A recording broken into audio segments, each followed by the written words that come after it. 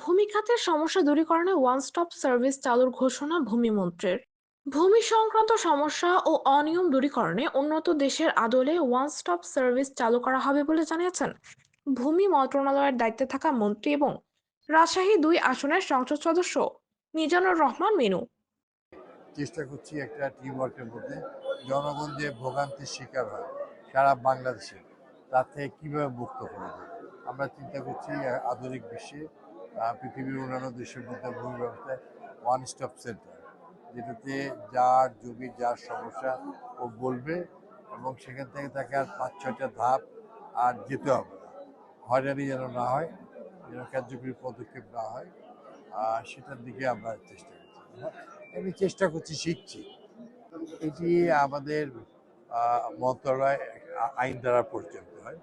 আইন অনুযায়ী বিভিন্ন নির্দেশনা দেওয়া হচ্ছে এবং কিছু কিছু জায়গায় সংশোধনী আনতে হলে আমরা পার্লামেন্টে এটা উত্থাপন করব এবং অনুমোদনের পর কার্যকর করব।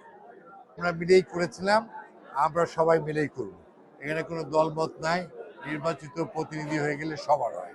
আমি সেই দিক দিয়েই চিন্তা করি। আমরা রাজশাহী মানুষের প্রত্যাশা কর্মসংস্থান, আইটি সেক্টরে এবং শিল্প, উত্তর পূর্ব দিকে শিল্প এলাকা গঠন। আইন দ্বারা পরিচালিত হয় এবং সেই আইন অনুযায়ী প্রয়োজনীয় নির্দেশনা দেওয়া হচ্ছে। যেখানে সেখানে অনিয়ম বা জটিলতা রয়েছে সেসব ক্ষেত্রে সংশোধনের নির্দেশনা প্রদান করা হবে বলে জানান তিনি।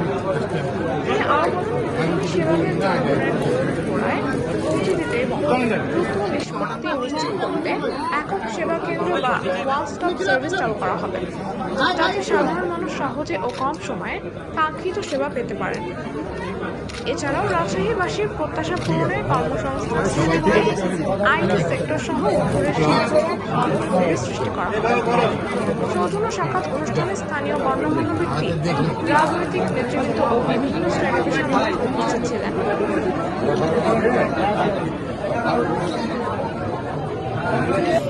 আর আমি নোয়ারটার সাথে একটু কথা বলবো। আমার মিজানুর রহমান মিনু ভাইয়ের জন্য কাবার গ্লাপে হাত ধরে দোয়া করেছি। হেফাজত করেন মাওলা।